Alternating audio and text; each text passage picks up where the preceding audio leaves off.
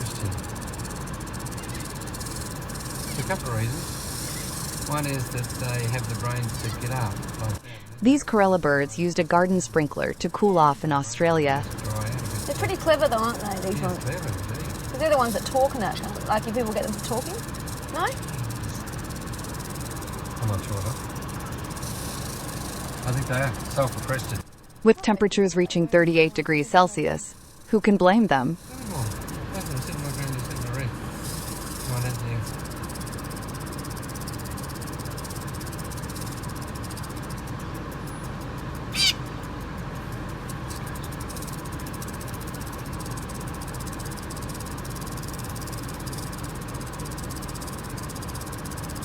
So it's actually the sprinklers aren't actually there for the grass, it's for the birds. Yeah, just for the birds.